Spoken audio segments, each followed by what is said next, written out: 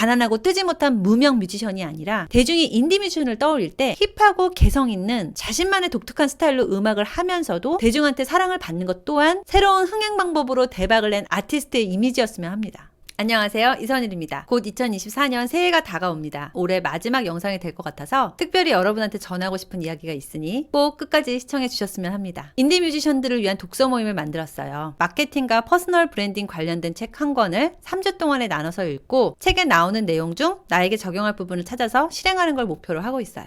온라인으로 만나서 아이디어도 주고받고 지금 하고 있는 음악 얘기도 할 수 있도록 네트워킹도 겸하고 있습니다. 이번 달 책은 제 채널에서 여러 번 소개한 니시노 아키히로의 혁명의 팡파르였는데요. 모임 중에 회원님 한 분이 이런 얘기를 하셨어요. 라이벌 작가의 작품이 히트하면 보다 많은 사람이 서점에 발걸음을 하게 되고 자신의 책도 발견해줄 기회도 늘어난다. 내 작품은 아무 일도 일어나지 않는 데에 반해 나와 비슷한 스펙의 라이벌 작품이 히트가 되면 질투날 수도 있을 텐데 오히려 나도 같은 장르의 플레이리스트에 올라가고 그렇게 되면 내 음악을 듣는 확률이 더 높아지겠구나 라며 긍정적인 생각을 할 수 있었다고 해요. 그날 덧붙여서 제 경험담을 이야기했는데요. 오늘은 여러분께 그 이야기를 좀 더 자세히 해보려고 합니다. 마케팅 기획 단계에서 경쟁업체 분석이 필수인데요. 작년에 블로그 마케팅 수업을 들었어요. 경쟁업체를 찾아서 분석하라고 하는 게 저한테 너무 고통스러웠어요. 자의식만 하늘을 찌르고 내공이 형편없을 때라 내가 왜 경쟁업체 잘 나가는 것까지 분석해야 되지? 가뜩이나 꼴보기 싫은데 왜 친하게 지내라고 하는 거지? 지금 이런 얘기를 여러분한테 하면서도 너무 창피한데요. 사업에 대한 냉철한 태도는 1도 없고 감정만 앞서서 숙제니까 하기 싫은 거 억지로 참고 했던 기억이 있어요. 올해 초에 셀프 프로듀스 인스타그램 공식 계정을 만들었어요.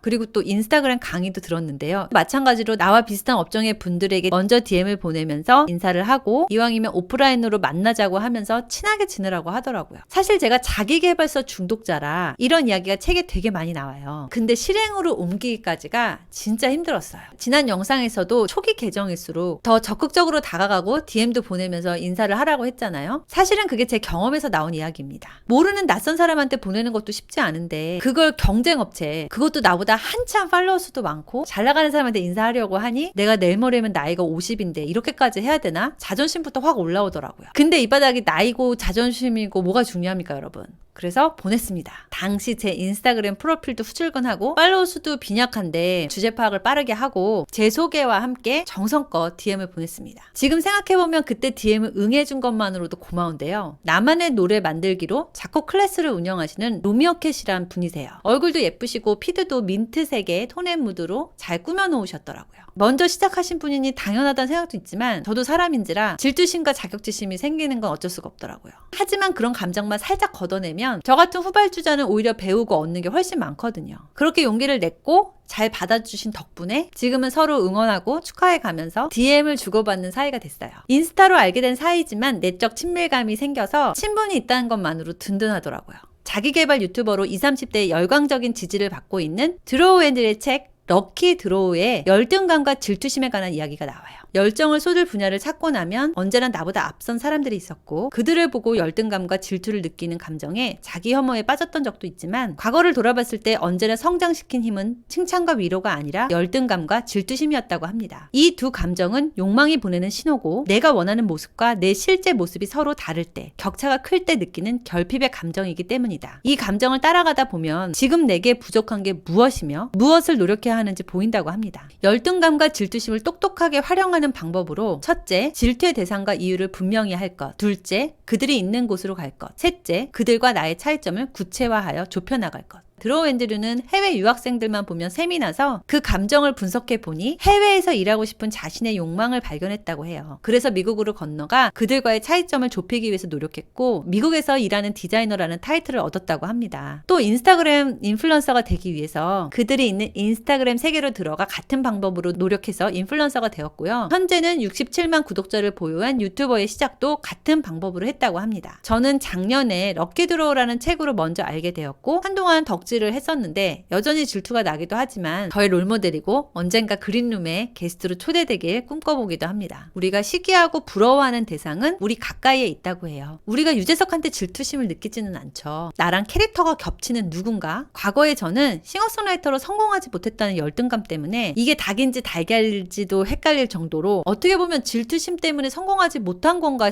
싶을 정도로 당시 여성 인디 뮤지션 노래를 잘 안 들었어요. 유일하게 좋아했던 가수가 아이유였던 걸 보면 이 말이 맞는 것 같기도 합니다. 정리하면 내가 열등감과 질투심이 밀려올 때 이 감정을 자세히 관찰해서 그들에게 빠르게 배우고 그들이 가진 무기를 내 것으로 만드는 데 집중합니다. 이왕이면 경쟁자와 친구가 되세요. 그렇다고 나 막 성공해야지 하고 아무한테나 들이대고 억지로 친한 척하지 마시고요. 내가 좋아하고 싶은 사람, 친해지고 싶은 사람, 배우고 싶은 사람에게 겸손한 마음으로 다가간다면 예상치 못한 좋은 인연을 만날 수도 있고 기회도 생깁니다. 오프라인 공연장에서도 후배라면은 먼저 다가가서 인사하는 것이 아무리 시대가 변했다고 해도 정말 중요하다고 생각해요. 비슷한 스타일의 음악을 하고 실력까지 좋다면 선후배 상관없이 서로 끌리게 되어 있어요. 뮤지션 분들은 아무래도 아이 성향이 많다 보니까 속으로 다가와 주길 바라면서 은근히 눈치만 보고 있는 것 같더라고요. 이 영상을 보시는 여러분은 조금 더 적극적으로 다가가셨으면 합니다. 라이벌 작가의 매상에 공헌하라고 했던 니시노 아키히로의 말대로 음식점이 모인 상권의 밥집을 차려야 덩달아 장사가 잘 되는 것처럼 라이벌 뮤지션의 음원과 공연이 잘 되도록 공헌하고 협력할 기회를 만들었으면 해요.